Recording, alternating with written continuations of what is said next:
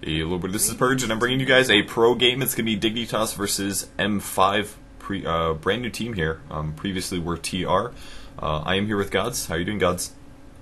I'm doing absolutely great, and excited to be watching the new Moscow 5 in action, although one of their players isn't quite up to date, maybe hasn't realized they've been sponsored, still wearing the TR tag. Weck is the odd man out. It's embarrassing. Yeah. We can make fun of him all cast long now, though, so right. that's a very the good upside point. of it.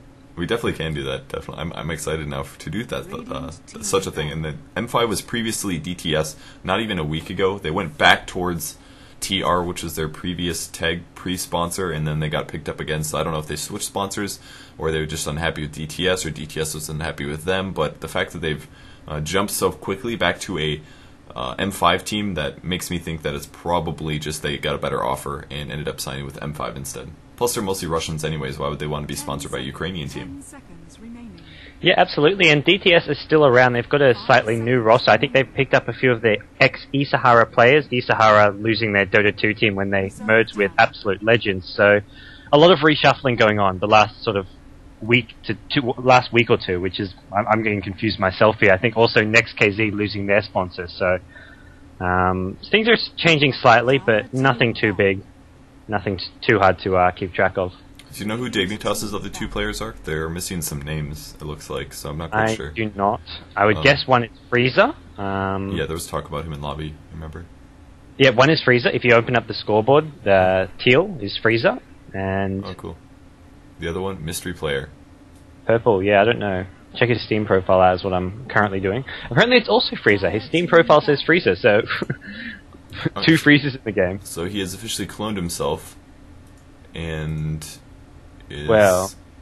Oh, it's Coco. I can tell by his picture. The player with Freezer's name, Teal, his Steam profile says Coco, so I'm not sure. Alright, must be Coco, and Freezer Coco must and actually... Yeah, there, his name just updated. Awesome! So now we know who the players are. Good to know. Alright, first round bans. There's going to be a Darkseer, a Sand King, and a Shadow Demon. So a lot of really strong heroes in the pool. Chen being one, Anti-Mage, Nature's Prophet. Who am I missing? Shadow Shaman, arguably, but hasn't really been seeing tier 1 bans lately. But a little surprising that both SK and Darkseer made it in the first round ban.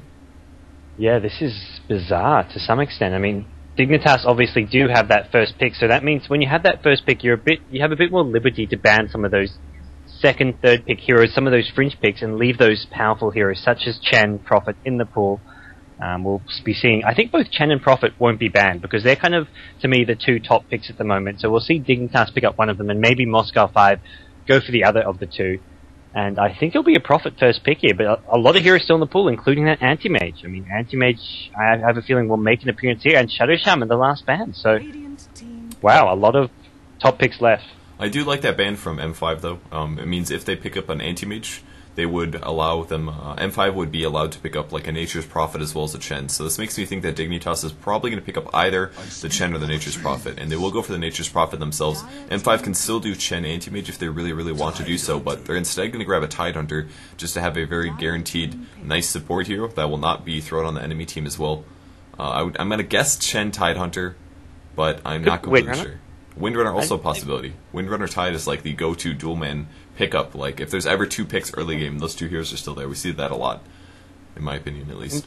Windrunner would be a very safe option here. I mean, Chen as well is fairly safe in the top pick. And yeah, they will go for the Chen. I think giving Dignitas both Chen... I mean, sure, Windrunner's a great hero, but if Dignitas get both Chen, Prophet, and then maybe an Enchantress as their third pick, suddenly the game can be lost right from the get-go, because Tide Windrunner cannot fight that kind of push. So I think more than anything, Moscow 5 picking up the Chen, it is a great pick, but also just because they do not want to see that in the hands of Dignitas. And Enchantress still in the pool, as said, so maybe one of the two teams want to pick that up here. I don't think either team really wants the Anti-Mage that badly, because both teams currently have some sort of aggressive push-based lineup, which is going to sort of not really let Anti-Mage shine. Yeah, that's definitely true. And he's kind of seen a little bit less play recently. I mean, he still does get first run banned, but there have been some games where he's neither picked nor banned for the entire set, just because the teams say, okay, we have enough heroes here where if they do pick Anti-Mage, we could adjust our roster and possibly go for the mega push and try to shut him down. But Beastmaster's still in the pool as well. Could see that pick out of Dignitas. He's a hero that's been very strong lately. But they will go for Enchantress for the counter pick. That's something I was a little bit worried about for M5. So now Enchantress, they're going to have to deal with that aggressive Enchantress play. And a Windrunner pickup as well. So I'm going to assume we're going to see an aggressive Enchant jungle. Possibly I guess Nature's Prophet is going to end up soloing a lane. But with Windrunner as well, they have very strong heroes at the moment. Yeah, a lot of ganking potential. The Prophet in maybe... What if the solo top or bottom lane can just come in, help gank that tri-lane, and then go into a push, which is what I think we're going to be seeing is that aggressive tri-lane with the Enchantress. Possibly at top, Prophet can solo bottom and just TP in at any point. So what M5 need to do is, the hero they have soloing against the Prophet, it needs to be something that can, whenever Prophet TPs out, needs to be pressuring their tower. So they want some kind of solo hero that can push, and that's Enigma. There you go. That's a nice hero to maybe put against that Prophet, because if Prophet leaves the lane to gank, Enigma can take down that T1 tower really easily. Yeah, that's a really good point. And on top of that, they already have the Tidehunter, so now they have Enigma Black Hole. I wish Enigma had Ravage. And now they have two really, really strong teamfight AoEs. And this can really fill a lot of the kinks in your lineup, and even if you don't necessarily have a super hard carry, all you need to do is coordinate those pretty well, and amazing things can happen for you.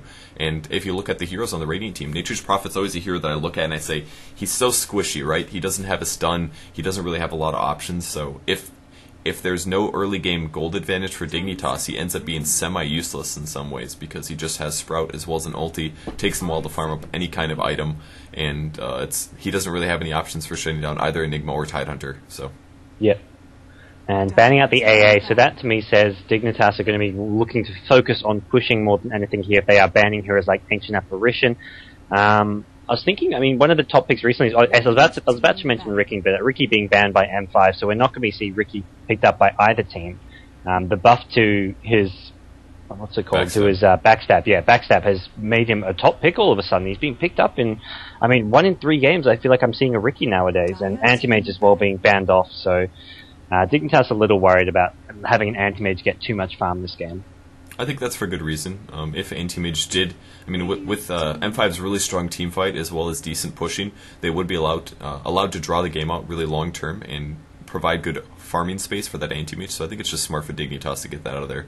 But Ricky Maru has been seeing a lot of play, that's definitely true. His backstab is increased, especially, I think the biggest impact to it is that his early game backstab is very strong, so it actually, the previous level 2 backstab is now his level 1 backstab, so that means he does more damage faster, or at least earlier in the game, and obviously the late game scaling is also very good. It does up to 1.25 times agility instead of 1 at the level 4 mark, so his kill potential is really high in the mid game if he can get a fast diffusal blade up off of some free farm, and he would do great at countering heroes like Enigma or even Chen in the early game, so I think that's a great ban by M5.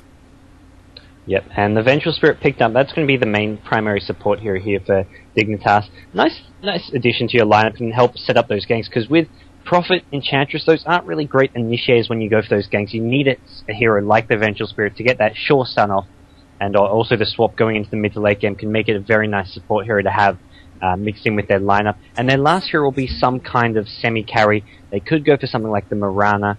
If they want to go for a push-based lineup, though, they'll need something with a bit more sort of early game DPS or damage output, I think. And M5, Queen of Pain's to pick up there, so interesting picks so far from both these teams.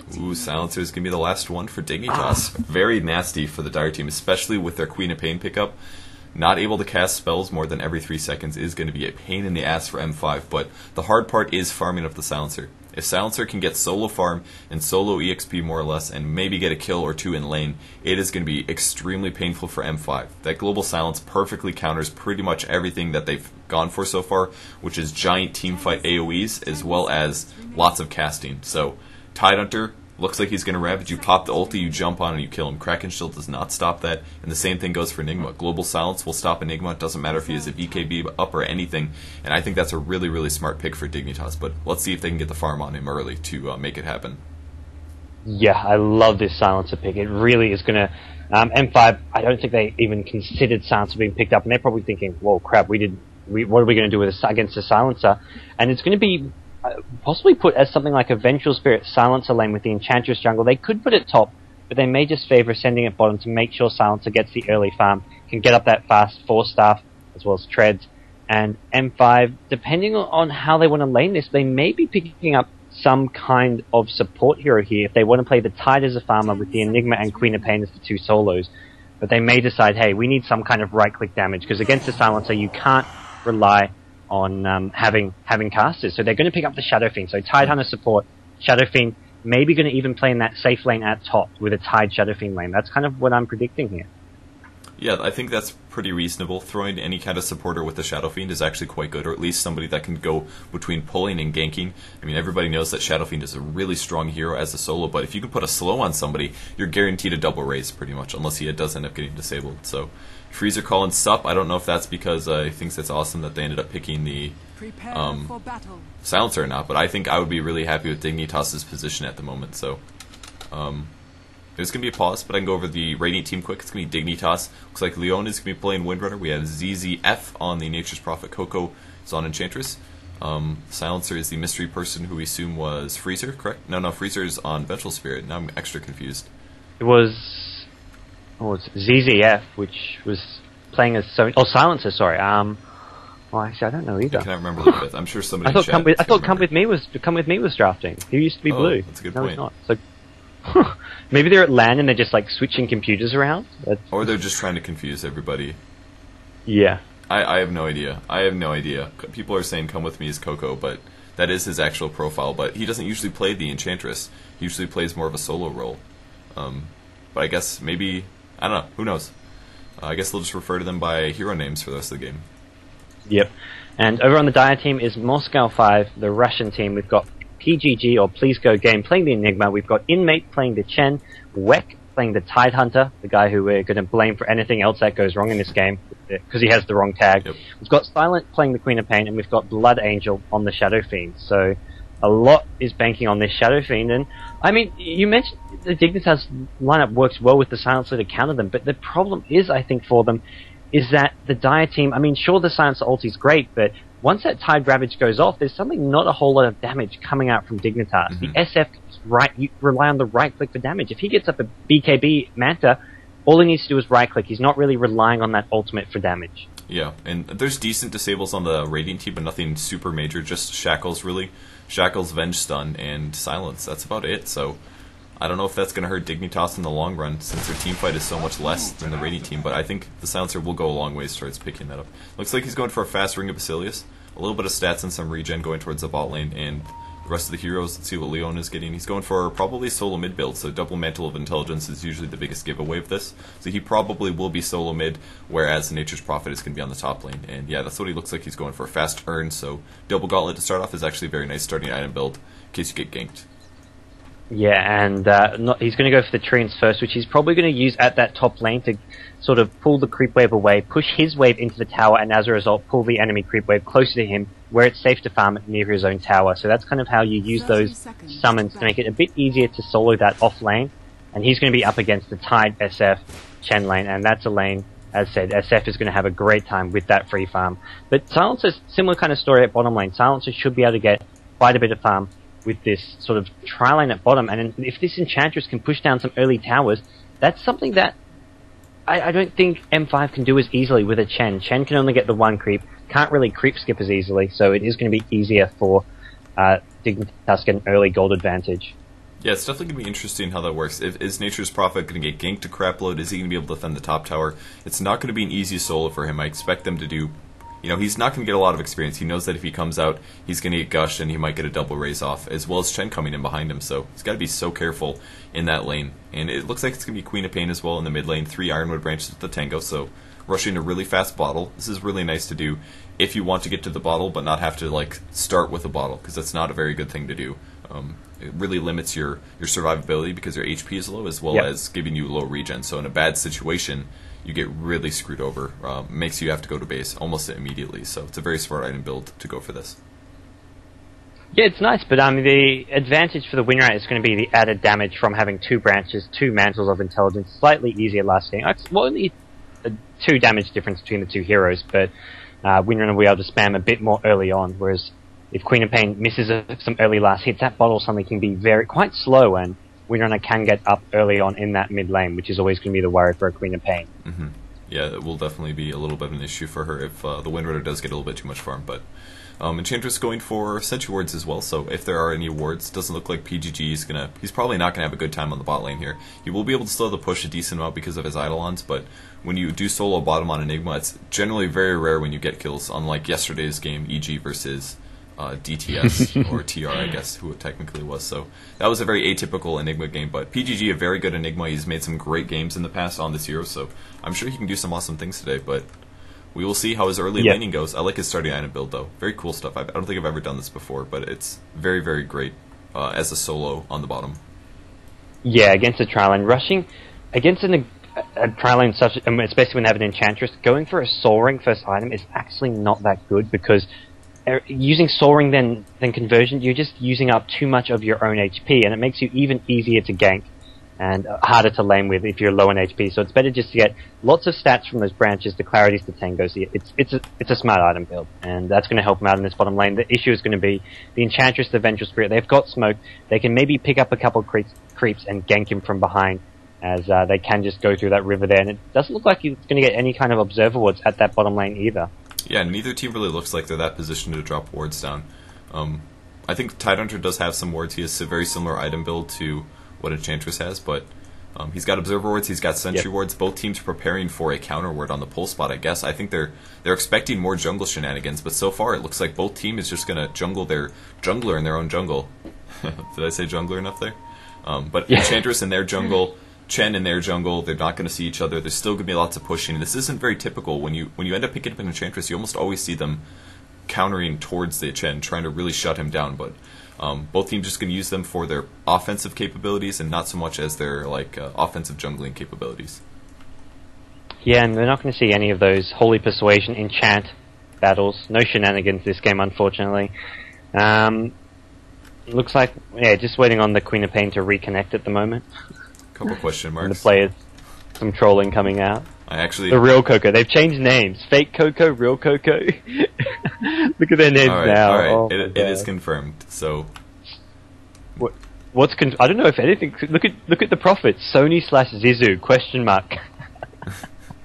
We're being trolled. They just. Oh man. It's okay. And even Fake Coco has a question mark at the end. Oh well. Well, I'm pretty sure that's come with me for sure. We figured that out at the start. I think, right? We did, I believe. Well, I'm going to go say Enchantress has come with me simply because he was drafting. Yes, and like we Although said, he doesn't always draft, but typically he does. And doesn't always play Enchantress either. We saw him playing Shadow Demon the other day. I don't remember if that was 2 days ago or yesterday, but he usually plays more of a solo role, I think, or a ganker, but not this game. Now they're saying come with me is not playing, so who knows? Who's saying that? I don't trust them. I don't trust anything they say at this point. Oh, yeah. But anyways, we're going to get underway. Queen of Pain is back in the game and heading towards that middle lane. Going to run into some treants, but... Epic treant fights in the jungle. Queen of Pain taking That's my 15 favorite damage. My favorite thing to do with those treants is you kind of get them really low on HP, and the other team's like, oh, I'm going to get a free treant kill, and then it expires just before it dies. Yeah. To me, it's just absolutely cruel. Oh, Rune does spawn top. It's going to be a regen. I thought that did not spawn there, but Nature's Prophet going to his lane spawns 2 more treants. Ooh, Tide doing some nice blocking here, trying to do as much as they can. They want to slow these down. If they can kill these, then the pull that will occur from the creep wave will be lessened, and here they come. So what he's going to do is pull the creep wave back, and this will essentially stack them up. It's not going to be as stacked as it normally is because there's only 1 treant alive. And yeah, he's actually going to dance it. This is very smart. If he ran it through the tower would kill it almost immediately. So it's important to just kind of dance it here as long as possible. And that's going to make sure that it stacks with the next creep wave and pushes on through and allows Nature's Prophet to get the first wave of EXP pretty early. Well, and Shadow Fiend at level 1 has really low base damage. He's already missed the first 2 last hits. He's missed all 3 at the tower. And that's the other strength of doing this, is it's so much harder to last at tower. And SF gets down to half HP. Wow. Simply because he has nothing to tank from. If he wants to get last hits, he has to tank the wave and also compete with the tower. And that's just a hard situation to be in as a level 1 Shadow Fiend who's yet to get any souls. Yeah, very cool little idea that people have started doing the last couple months or so. But In other news, there was a little bit of counter warding going on at the bot lane. I saw a dire ward at about half HP and nothing else there, so I assumed they kind of traded hits there. And Radiant team went to drop a sentry down to just make sure that theirs was gone in case there was an observer up, but there actually wasn't an observer at all, so he was absolutely a little bit of a waste of a sentry ward. Mid lane Leon taking some dagger damage, Silent trading hits on him, and doing quite well actually, getting him very, very low, down to 90 HP. He does have a salve, but he won't be able to pop it for all because of the poison damage. And the other lanes, everything pretty lax at the moment. Yep, and I think it was Silent who was playing that Sand King yesterday, so he does play very, very aggressive. It didn't pay off for him yesterday, but we're probably going to see that in this mid lane, leveling up to Shadow Strike nice and early. Doesn't even have the Scream yet at level 2, so maybe we can get a few points in it, or do similar to what we've seen by a few players, just get a bit of a mixture of Shadow Strike and the Scream. Yeah, that's something that we saw Boba do very often. We'll see what he picks up at level 3 here. Hope to get the EXP level in just a second, and here he goes. It's going to be Scream of Pain, so he may just go for the 1 poison as well as the max Scream of Pain build. This is pretty good as a solo mid because it allows you to make it easier to disable their bottle. So if you're in a chasing situation against another bottle user, it's very important to make sure they can't use their bottle and you will have that bottle advantage. So having the chaotic poison coming in, it's not chaotic of course, but it'll throw in some mixtures. It looks like PG is going to get ganked from the bot lane. They didn't come from behind and easy pick off. So even Nature's Prophet teleported in, so they're going to try to take the really fast tower here. Yeah, they sent the Dark Troll Warlord in from behind while the heroes ran straight in, and Enchantress actually got down to about 30 HP there. So a bit of a misplay there by Enchantress, but luckily didn't go down. One hit from PGG might have picked up the kill, but they're going to go for a very quick Tier 1 tower push. Prophet here. And this is what you need to do as a Prophet. You're against a hard lane like what's at top.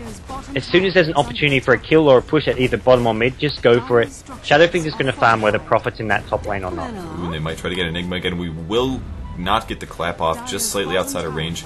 Now the Eidolons are here to try to slow this down, but the next wave is up.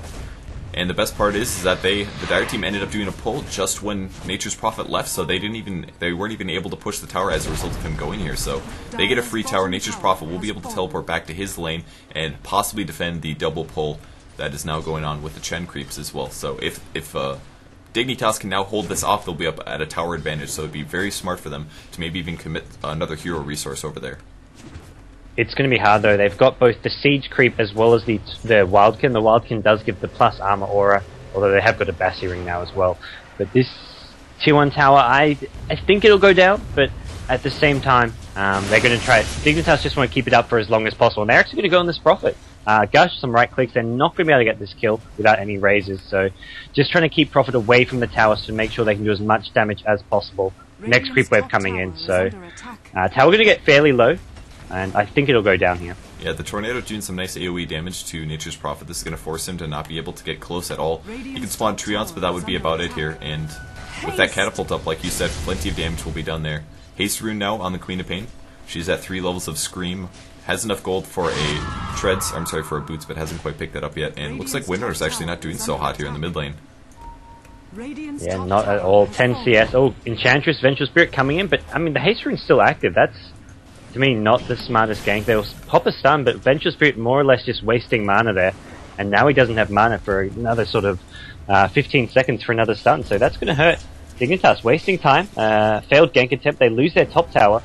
And they had no real hope of killing that Queen of Pain. Well, it looks like they didn't use the smoke at least, so there is at least that, but Vengeful Spirit has to wait about 10 seconds here before she even has mana for stun, will not have Wave of Terror follow up. And Shadow Fiend was actually pretty far forward there. There's going to be some drawing on the map, so it looks like they will be going for that smoke gank immediately afterwards, but no disables from Enchantress. She's going to be too low on mana unless it ends up getting up to an enchant level by the time they get there. But they're going to have a Troll Warlord. No, that's probably going to time out, so they're literally going to have an Ursa Warrior, 1 stun from Vengeful Spirit, and maybe 1 single enchant from Enchantress, but are they going to gank mid or top? I think they should probably go top, I guess. But there's a lot of heroes I agree, there. But they're going to go mid. They've got the... the ensnare wears off, so they've only really got the 1 stun and a shackle shot. Stun goes, they'll get the shackle, but still don't know if they have enough damage. Queen of Pain will just blink away. Oh, here comes Prophet, though. Scream, ulti, great play from Silent. The Queen of Pain picks up the kill on Nature's Prophet. Enigma with the stun. Vengeful Spirit, Power Shot going to miss, and Silent will survive this with ease. Gush goes down. Coco, the Vengeful Spirit, will go down, as Windrunner needs to get the hell out of there. Enigma will have another stun very, very soon. She does have a bottle as well as Windrun, so there's the first bottle. She does utilize Windrun right there. Is going to try to juke them out, and maybe looking... Wow, she's actually getting pretty well blocked there. And PGG will have another disable at 7 seconds, so he just has to stay close to her, or we'll see the Gush do it, and that's going to be it. Weck gets the kill, making up for his lack of M5 tag, but so far so good. Good TP supports there, and not the best decision-making by Dignitas. Trying to go for the Queen of Pain, but they only had one range disable. They got the Shackle off, but the Ursa didn't get in position. He wasn't expecting the Shackle shot to go down. If he would have gone straight in, maybe done the clap straight on Queen of Pain, they might have been able to get her. Well, the Prophet TPing in, getting instantly killed under the tower for me was absolutely great. Smart play by Queen of Pain, knowing that you're going to get hit by Prophet whether you run or stand and fight. So just stood and held his ground, and I mean, Dignitas getting punished. Bottom lane, Silencer being ganked here. Queen of Pain blinking in. Silencer pops the ulti. Gonna maybe try fight his way out. No, he's just gonna turn and run. The stun goes down. Scream, and another kill going in M5's favor. So great start here for M5. I don't even think that was a smoke gank. That was no wards up. Look at that. We just see a ward get placed by Enchantress. That was a late ward, 7 minutes. All of the wards cool down. They have a 6-minute timer. And that was Silencer dying because wards were not up, completely honestly. So look at the level difference. Vengeful Spirit and Enchantress level 3. They are going to find Queen of Pain. Will they get this kill? Need to blink. He's going to get... Oh, actually, this clicks the Holy Persuasion. They get the kill on the Enchantress. And Dignitas in trouble here. I mean, level 3 Vengeful Spirit and Enchantress, that's a big level difference. If you look at the Dire team, their support's level 5, getting close to level 6. Chen's just hit level 6. This is a bad start for Dignitas. Yeah, it really is. And the fact that they couldn't even kill the Queen of Pain there, despite getting all the chain stuns off. So usually, you see Queen of Pain just get bursted down quite rapidly, but she was able to survive there. Bot tower likely to fall, and they also got that Enchantress. And Silencer showing up now. His ulti is on cooldown, level 6. Nature's Prophet TPs in, spawns Treants. They're looking for a disable, but are they going to find anyone? They're going to send back PGG because he's the lowest HP. Tries to... Wow, he does actually bait a stun out. Nice play there by Chen as well as PGG. And that prevents them from doing any stuns on either the Chen or the Tidehunter. And Queen of Pain, who is still red HP, finds a room but gets power shotted at the room because of that Observer Ward. So Leon picks up a much needed kill for Dignitas. But I mean, for me, the huge deciding factor right now, which gives with M5 a huge lead, is that XP graph. They're up by 4k XP, and at 8 minutes in, that's a massive difference. That's the kind of XP difference you'll see at sort of 40 minutes into a game when a team's winning. But this early on, that is a big difference. Yeah, a couple kills and a couple places to farm. I think it's mostly because Chen spent a lot of time in his jungle getting last hits, whereas Enchantress tried a couple ganks, and most of them didn't end up working out. So that's the trade-off. And in this case, since the ganks failed, it ended up not being worth it at all. Yeah, and right now, Dignitas, they need to start getting some towers, also getting some levels and farm. So it's one of those things, they want towers, but to get towers they have to stick together and push. But if they stick together and push, they're not getting those much-needed levels. And having level 4 Enchantress and Vengeful Spirit is not going to cut it for them going into the mid-game. So they may have to slow down their pushes and just focus on getting some farm and levels right now. And it looks like Silencer is just farming in the jungle at the moment. He's got a double null talisman with a headdress, so boosting up his damage as well as its in pool to a decent healthy numbers. We probably will be making the mech afterwards. It's a great Silencer item. Ends up giving him good HP, great armor, and obviously the heal is wonderful. Yep. Ooh, Chen just popping an ultimate. Just deciding his team were nice and low. He did have the Arcane Boot, so it's not really going to be a mana problem for him. It just means if the fight does pop out, or bottom lane, Queen of Pain. Ooh, and they get the Shackle shot off with the power shot. They did have vision of him. I saw a couple pings as well, because this Observer Ward from the push was still there. So they did see Silencer over here, so I guess Queen of Pain came for the solo gank and was able to pull it off. I mean, that's not a terrible trade. I mean, for the Queen of Pain, going down obviously not good, but picking up the main carry, the Silencer, going to slow down his farm. Silencer at the moment, going for that mech, does have 2 null talismans. The problem with those null talismans is it slows down any kind of big item, and he's not really using those early game null talismans to get any sort of kills or to be that aggressive. A couple pings on the Shadow Fiend on the top lanes, up to 2,100 gold. Could buy a Blink Dagger, could go towards his Black King bar. We'll see what he grabs. I think they're so far ahead that even something like a fast Blink Dagger wouldn't be too horrible, and they don't have that many stuns anyways, so it's kind of hard to say. He may end up just going for the Black King bar. That's much, much safer, but he may be aggressive with his picks. We'll see what he goes for. And meanwhile, Queen of Pain farming away on the bottom lane. Queen of Pain has picked up Tread's bottle.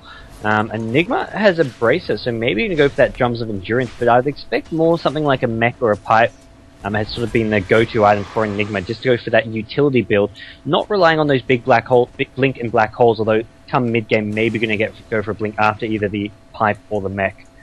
Or even go straight for a BKB without a blink, just so you can walk in and get those black holes. But I think, like we mentioned earlier, Silencer ulti can go through BKB. Yeah, they will always have to worry about that, so may just be smarter for him to tank up a lot, which could be what he's doing with just that bracer. It's also nice just to pick up the fast bracer like this when you do have the soul ring. What ends up happening is, if your HP is still so low, he'd be sitting around 700 or so HP, or like 750 HP or something, yep. And then when you pop the soul ring, it's just such a big percentage of your max HP that it really hits in, so just picking up the fast bracer is kind of nice in a lot of ways as well, so you don't have to get the treads, you can go for a major item after that, and it doesn't make you as squishy as normal. And Silencer, I'm sorry, this is Enchantress actually, going to find the Queen of Pain. She does have treads, so she's pretty survivable, could perhaps eat a burst nuke, and Queen of Pain just being really aggressive. Sage's Mask with a Robe of the Magi, do you think she's going to... What do you think she's getting? Maybe a fast veil or something? I would say Silent Stick. Oh, yeah, I don't really think it counters many of the rating. It's not really going to counter any of the rating heroes that much, but it just gives some nice mana and right-click damage as well as attack speed and mana pool. So, it's going to be interesting, but Queen of Pain, Tide Ravage, takes out 2 instantly. And M5, they want more. Prophet gets blinked on by the Queen of Pain. The Scream goes down. Is there any slower? Gosh, they need a bit more damage, and Prophet with that urn is fairly tanky, and I don't think they'll be able to get this. No, they won't, but Silencer runs in, gets stunned. Gosh, the right-click damage. There's the ulti coming out. Oh, big impetus. PGG goes down, and Vengeful Spirit coming in will look for more, but Queen of Pain takes out the Silencer. Queen of Pain blinks away as well. And great play coming out from Moscow 5. It's just Prophet TP down the Queen of Pain. Will they get the last hit? She TP's out. Great play there. Tornado may be able to pick off the Enchantress, but they do grab the Tide Hunter at least, so... Trading a couple heroes there. Enchantress barely surviving, going to run all the way around. Queen of Pain survived, so they lost a Tide as well as an Enigma. And was that it? Did they really only lose 2 heroes there for that whole trade? I mean, that was a lot of aggression coming out from them, and they got some... I mean, they won the big kill exchange there. Losing the Tide Hunter, I mean, it's a support hero, but at the same time, Tide is level 8, so that's going to help Dignitas catch up a little bit in terms of levels. But they would have definitely wanted to kill that Queen of Pain. Queen of Pain is now level 11. And if he'd used the urn on Queen of Pain, would have got that kill. But the TP'd out on about 15 HP. Yeah, it's a really tough loss when they get away that fast. And Queen of Pain is going for the Oblivion Staff. I don't know why that slipped my memory. Possibly going to go for a Silent... I think they might actually be going for an Orchid. The reason why they might be is because... Well, obviously it's an Orchid. It's either Orchid or Refresher, right? But the reason that he wants the Orchid... He can use that on Silencer, and that stops his last word from working for up to 5 seconds, I think, is what Orchid is. So that might be what they're going for. That's by far the nastiest thing in the Radiant team lineup. He won't be able to global silence either, so if you can blink in Silencer, prevent him from ulting, prevent him from using last word aura, that's going to allow you to actually utilize your teamfight ultis when you want to, at least for a 5-second window. Yeah, it's a nice item to get against Silencer, and not to mention it gives damage, and it gives attack speed. And against heroes like Silencer, when you're silenced, you can't cast spells. Well, what you can do is right-click, so having some damage, he's going to pick up an Aegis now as well, as we do see M5 take out Roshan. Having that damage can be very, very useful, and I don't know if you've noticed, but this SF, I think he's just picked up a straight BKB. I can't click this courier, but I'm guessing it's a BKB. He had 4k gold. Yeah, it is indeed a BKB, so that's going to allow him to get a guaranteed ulti off. Well, I guess could still get silenced, of course, but last word won't affect him either. 14 minutes in, too. I'm sorry? 14 minutes in, BKB, Treads, and Ring of Aquila. That's a lot of farm. He's at free farm completely. I mean, did you see how far he was going on the top lane? He was literally just by the tier 2 tower. He would just like casually go up there, get last hits, go back to the jungle, get some more farm, and really has just been completely unobstructed so far. There's no way that... Well, Silencer does have a mech, so Silencer is, at least in some senses, getting close to SF's carry potential, but it's going to be very interesting to see what happens when the team fights clash. I really want to see how Silencer impacts this game. Yeah. I think the problem is, though, that Silencer is the main carry and DPS for the Radiant team, but he's going for a utility item in that mech. I mean, I think it'd be better off just going straight for that Force Staff, maybe into a Sheepstick. Let heroes like the Enchantress go for that mech, because Enchantress, it does help going for those utility items and tanking up. But we're going to see a slow Aghanim Scepter on the Enchantress, so going to go for the bonus damage from that ulti, and Windrunner as well. Phase Boots, couple Null Talismans. Surprised to see it's not Windrunner going for that mech. Yeah, I've never seen so many Null Talismans in a game before. 4, it's very, very, very rare that you see at all a Null Talisman, but on top of that, more than one. Very weird stuff. And Queen Pain picks up another Oblivion Staff. She doesn't have invisibility, going to be looking for a possible kill. Everybody is decently leveled, though, and it's going to be a max blink. No, she ultis it. He lands it on 3 heroes, does the dagger as well. It's possibly just going to back up from that one. And I guess she's going to be okay with that. That's going to allow them to be so low HP that they will not be able to team fight. So that was a really smart decision there by Silent. Yeah, if you'd waited, maybe if Tide could have gotten just close enough for a Tide Ravage or even one Gush, it would have been a kill there. But Queen of Pain just wanting to make sure the fight did go, well, the tower did go down and not worry about team fighting. I mean, if you don't need a team fight and you get a tower, why not take it? And Prophet at bottom lane. Prophet's going to be going for a 4-star. He's 50 gold away from that, so that'll help out with some positioning. He's still so far behind in terms of gold, though. Really not so great for him thus far in the game. And that's, like I said, during the pick ban phase, if they have just as much push as you and you don't take the gold advantage, Nature's Prophet doesn't really contribute a whole lot. So he's going to have to absolutely save his ulti, try to do as much AoE damage as possible with that. He does have an urn as well, so slight damage coming out of that. But once he gets the 4-staff, at least they'll be able to perhaps have better positioning or get him out of a bad teamfight situation. Yeah, well, at the moment, M5 with both a 7.5k gold lead and 7.5k experience lead. So they're in complete control, but it's far from over. They need to get that map control up. They need to push down a few more towers, get this SF involved as well, because SF so far has just been farming, which is fine because they haven't needed him. They've got this kind of lead without SF even coming to a single team fight. Or SF 000. I've just noticed that, and wow, there goes the ulti from Silencer as a bit of a flash goes down. She almost survives with the blink heal. PGG going to be looking for an impact. Weck in position as well. She's going to respawn though. That was just her Aegis. There's a Gush as well, and Leonie's going to go Windrun mode coming through. Chen, low HP, unfortunately, burned his ulti just on that Queen of Pain, which didn't even save her there, and now going after the Chargers, but she's going to be doing some juking. Silencer looking for some spins. We might see a black hole. He looks like he's thinking about doing it, and wow, he's going to TP out. Next silence goes down on Silent, and a great black hole going to catch two heroes. Intel, or Dignitas, sorry, in a ton of trouble. Anchor smash as well, but they do get the Queen of Pain. Shadow Fiend raising from somewhere on the low ground. Going to pick off the Silencer, and they get Nature's Prophet as well. So losing the Chen, losing the Queen of Pain, who did buy back there for some reason. Losing Aegis, Queen of Pain, plus Chen, but that's for 4 heroes. Absolutely worth it. Yeah, I think Queen of Pain could have blinked out during that black hole, but just wanted to get a few more kills with that big black hole. Great play from PGG. I thought he could have used it a bit earlier, but he waited and got an even better black hole than what I saw coming. And M5 are looking very, very strong here. They're going to get this tier 2 tower. They took out, I think, everyone except the Enchantress who TP'd away that fight. And they're going to be looking to just keep increasing their lead, although they no longer have the Aegis, so I don't think they're going to be able to push any more than these outside towers. And if we look at Shadowfiend's gold, he's up to like 2900. Shadowfiend does get the last hit. Queen of Pain shackled in the jungle, but nobody follows up on that one. She is blocked in, but can blink out, of course. And there's the vision. Item coming for Tide Hunter. Looks like it's going to be an urn. He's got Arcane with this cloak as well as an urn. That is so farmed for Tide. Support Tide at least. And there are a lot of heroes out of position. Why did they stay so long? Easy kill on Weck. If only his name was better, he would have been fine. Yeah. Yeah, I mean, M5 are playing really, really well, but they're not playing as smart as they could be. They're hanging around a bit too much, getting picked off a bit when they shouldn't be, but apart from that, they're laning. Their actual teamwork and these team fights, they're playing so well, and it's just a couple small decisions like that where they get picked off, which is costing them a little bit. And Inmate looking for a rune, he's not going to find one. He does have his mech up, so great heals coming from him. Enchantress may be chasing this. She does not have an enchant ability. There's the stun. What is he doing here, man? Coming in for a push, but he will get stunned as well by the Centaur pickup. There's the mech, there's the heal. Dignitas Coco, I'm sorry, come with me, almost out of mana, but he's going to try to pick this one up. No, he's actually not going to go for it. So having to burn the ulti there on Shen. No more heal for 120 seconds there. And slight disadvantage. I don't know why he was running straight up into the jungle. Was looking to maybe gank somebody or something, but that was weird. Yeah, a bit unusual from him, but we'll back off now, and M5 looking to just get a bit more farm going their ways, maybe even wait for the next Aegis to come up, put that on the Shadowfiend. Actually, I think they'll just keep putting on the Queen of Pain, because Shadowfiend with BKB, you could even buy a Manta style practically now. At 20 minutes in, you get a BKB Manta Tread, and the the Aegis on the Queen of Pain at this point, Queen of Pain is a lot squishier, especially against that Silencer, so if they wait for that, get that, I think it's going to be another 4 or 5 minutes though. That's when they'll be looking to maybe take some racks. Yeah, especially with the Orchid picked up. Normally you go for something like, even a Sheepstick, providing you a lot more survivability than something like an Orchid, but she will have that ganking maneuver, or the ganking tool. It's also going to be good against Windrunner, and it's obviously not as good as the Sheep, but will provide you some nice ganking possibilities. Yep, and Queen of Pain does head towards the bottom lane, looking for a rune, not going to find anything too much. Actually gets spotted by an observer ward by the looks of it.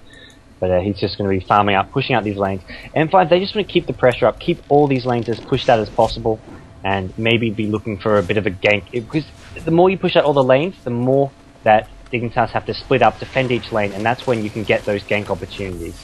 It looks like Enigma picked up a Force Staff that'll allow him to get some black holes off if he needs to. And also escape if he gets caught out of position. Always very important against a hero like Windrunner or even Vengeful Spirit or Enchantress. They have nice disables, but if you can use the Force Staff to escape, it makes a large impact. He does have a Drum of Endurance picked up now, so very, very healthy stats from that one. And it looks like he wants to get a kill off on Nature's Prophet. There's the Force Staff. Ooh, the stun does not go down. Nice Force Staff from Nature's Prophet. Great reaction time. But he does use the Drum Charge. Almost gets the cast off, and is going to finally back off from that one. That was really close. Almost got that kill. Yeah, it does waste... I guess you can say waste a Drum Charge. You do get 4 of them. It's not going to matter too much. And now, Dignitas heading towards the top lane. They've got 3 heroes and the Centaur. Going to be looking to make something happen, but this close to the tier 1 tower, M5 can get back up very, very quickly, but PGG might get completely popped here. He's going to get stunned. Impetus going through as well. We'll see the slow perhaps. Centaur stun, great plays, and easily picked off. They're going to even bother. Oh my god, is he going to survive? Wow, he gets healed, but the urn is not enough, so he does end up going down. Looks like Shadow Fiend wants to kill. Whoa, he just like destroyed Vengeful Spirit. He's got his Mantis style up, doing about 190 per hit. Eidolon's blocking a little bit. There's the Test of Fate. There's the Sprout as well, but is he going to be able to get through? Doesn't have any chase maneuvers, and that great Sprout is possibly going to survive them. Queen of Pain coming in. Going to maybe do a Sprout. The Silence goes down, but nothing, and the ulti completely misses from Silent.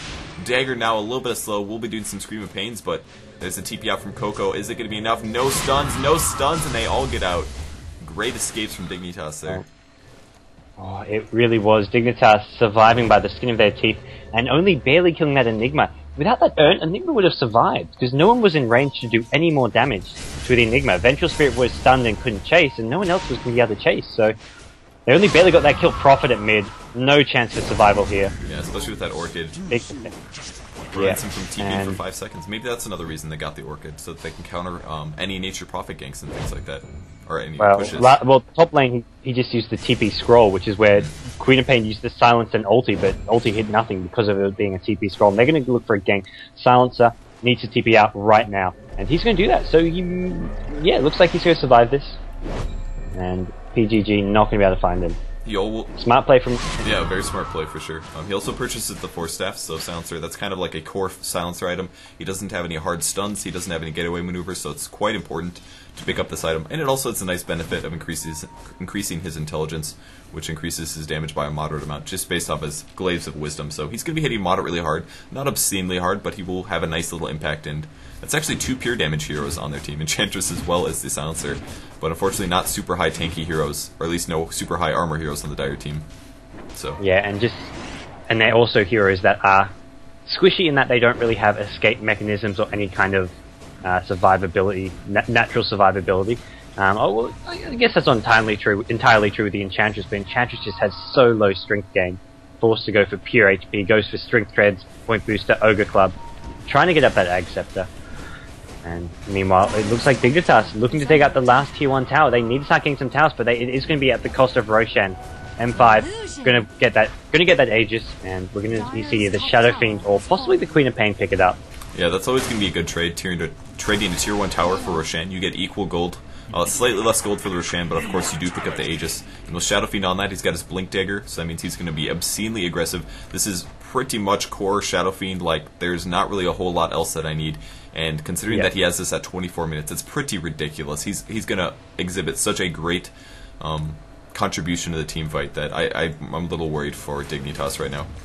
Oh yeah, and I thought M5 were just going to go push bottom there, go for racks, but they decide PGG TPing top, and they are going to defend and push out these lanes first. As at the top, Enchantress needs to be careful. Enchantress, yeah, TPing out. So no clashes at the moment. M5 are going to just regroup a bit, get their next core items up, and then look for that push. They've got a Blink Dagger on SF, so they've got some great initiation and DPS coming out from him with Blink and BKB. And we are at a 14k gold advantage for the Dire team. That is massive. 47,000, versus 32,000. It's a gigantic percentage increase. Looks like Enchantress still in the jungle, but he might spot the Chen. It is daytime, so they did see one another. We'll see if M5 goes for the lead off. They may be trying to. Looks like they are beelining it. No, they're just going to go for the Satyr instead. Looks like they're not quite concerned with going for Enchantress. They maybe could have caught her, but end up killing a Satyr instead. That's 100 gold and nice little EXP boost. And it looks like they will try push on in. They've got the Tide Ravage, the Black Hole, and this is going to be a very, very hard defense. They have got the Silence ulti. That's going to be crucial here. Chen ulti goes off early. Prophet ulti for the AoE. Tide, 4-star, Ravage, spot on, and a great Black Hole. No Silencer ulti. PGG, what a Black Hole. How many heroes did he catch in that one? Gonna get Enchantress now, but... I think it was 4. That was really Windrunner bought back? Did Windrunner buy back there? Yeah, Windrunner bought back. I think he caught all 4 except the Enchantress. Wow. And Chen wasn't even there for that one. Popped his ulti to help out. Leon is taking some damage now, and that Shadow Fiend ulti combo is so perfect. They're able to kill Silencer right off the bat. PGG even dropped down the Midnight Pulse first before he Black Holed. I thought I caught that at least. And that makes a big impact as well. Great damage percentage. Blood Angel not trading to mids. He pops his BKB because he does get sprouted in, but he still does have his Aegis, so he's not too worried. And are they going to be able... Yes, they do kill the Silencer. Might see Silence go down as well, taking some decent tower damage, but he will survive. And Blood Angel blinks on out. Blinked out of the Sprout one on respawn. So both Rex... Oh, wow. PGG. Force, but gets swapped during the Force off and will go down. It's a bit of a weird graphical situation there, but... taking out the Rax, they do get the Aegis as well as a kill on PGG, but that Rax is going to be absolutely worth it. They can play it slow, they can wait for the next Aegis, the next Roshan and Aegis, or Aegis as well as Cheese here, but I think they're going to be so confident that this SF is getting so ridiculously farmed that they're just going to push the next time they have the Black Hole and that Ravage up, which is going to be in about 100 seconds. Yeah, and he's getting closer to his MKB as well. Probably will be an MKB so that he has straight True Strike, which will go right through Windrunner. He may get a free kill off on Zizu, who is actually at 400 HP. That's a 2-shot kill there for Blood Angel. Easy kill. Godlike streak on him, and he's got to be having a good game. Okay, and he is going to pick up that MKB, as you said, fairly soon, I imagine. Queen of Pain has picked up a Ghost Scepter, which is unusual. He's got a point booster as well, possibly going to go for a bit of a gimmicky item, such as the Ethereal Blade, or just maybe finishing off that Ag Scepter, but right now, AoE combo from M5 is just scary, and they're going to find Enchantress at bottom. To prevent her from healing, yeah, I think Queen of Pain picked up the Ghost Scepter to counter the Silencer, because if she gets silenced, she can take pretty heavy damage, so being able to pop that off will keep her survivable if she cannot end up using any of her spells. So I'm sure that's why he picked it up. I think it's a very good choice, to be honest. Power Shot will slow down the creep wave a little bit. They're hitting on the tower now. Blood Angel doing great damage. Shackle will not land. Good time to back up. He is still about 1200 away from the MKB. PGG pushing up the mid a slight amount. No new items on him. Did pay for his death, but was able to get the rack, so completely worth it there. And not looking good for Dignitas in the upcoming team fights. No Black Hole yet, still waiting on cooldown, 27 seconds, but they're still willing to go up. They do have Tide Ravage, and of course, Shadow Fiend ready to go. There's decent damage coming through. Silent being aggressive, going to trade hits. Chen's going to pop the ulti. Great Shackle Shot on Silent. They may be able to pick him off. It's going to be close. Tower doing some damage, but he has popped the Ghost Scepter. He's going to survive ulti as well from Blood Angel now. And the Ravage comes through, picks up the Vengeful Spirit. Enchantress taking some damage. Weck may end up going down. Great ulti, can catch 4 heroes. Silencer's still backed off. Gush. No, Blood Angel picks it up, going after Leon, but he's going to be able to heal and finally cleaning up Zizu. 4 for nothing. Good game is called. Ultra kill on Shadow Fiend. 2 farmed men. Wow, that was just complete outlaning and great play. I mean, you said earlier, Prophet, if you don't get the early lead with the Prophet becomes useless. I mean, Prophet considered probably one of the best heroes in the game, being made to look absolutely useless by Moscow 5 here, not to mention heroes such as Enchantress, Windrunner, all top picks. They've got a Silencer to counter all these AoE ultimates, but their lineup with the huge gold and XP difference becomes absolutely useless. You can't win a game with this lineup if you don't have a good start. Yeah, they played really good. Honestly, this is the most impressive game that I've seen PGG's team play thus far. Ever since, I mean, it's been kind of like sloppy games over the last couple of weeks, but this game has really impressed me. They played really great. Yeah, no, I totally agree. I mean, even versus EG, when they did win, it was a bit of a sloppy game, and EG kind of almost threw it away somewhat. But this game, everyone on the team played absolutely great Dota, and representing the new Moscow 5 tag. So, great to see them doing well. Yeah, definitely deserving. I'm sure the sponsors are definitely proud. This is the game that they played amazing at. And they're going to pick off the Ancient. That's going to be a good game. So Moscow 5 taking a great win against Dignitas. Dignitas' picks very interesting, but they just weren't able to get their early gold advantage, partially because their roam by Enchant and Venge just didn't make anything happen. So, and then they were at a level disadvantage and not able to team fight at the pushes. So great picks and great play from Moscow 5 there. Yeah, it really was, and that was a fun game to watch. Some great black holes and just amazing team fights. It's always a fun sight to see when you get such great team play in action. Yep. All right, thanks for watching, guys. We appreciate it. My name is Purge. I'm a GoDz Gamers caster, as is GoDz. GoDz, where can we find you? You can find me on Facebook at ggnet, facebook.com/ggnet.gods, and GoDz Gamers. Check it out. It's an awesome site. Yeah, and if you guys haven't been updated on this, we do have the GoDz League starting very soon. The first day is on Saturday. It's going to be a nice league for up-and-coming teams to be able to sign up for qualifiers and things like that. And after that point, when it comes to May, it's going to be like a league-tiered system. So there'll be like Tier 1, Tier 2, Tier 3 teams, so that lots of different people can play and perform in tournaments without having to worry about getting stomped or not performing so well. So I think it's going to be really fun to see. It's going to be every Wednesday and every Saturday casted by myself and GoDz, depending on our schedules. So make sure you guys keep an eye out for that. You can go to play.godzgamers.net to check out the information on that one. So, all right, thanks for watching, guys. Appreciate it. I'm going to do some pub games now, but stay tuned if you want to see that. And thanks again, GoDz, for casting. If you guys are watching on YouTube, please subscribe, and I'll see you guys later. Bye.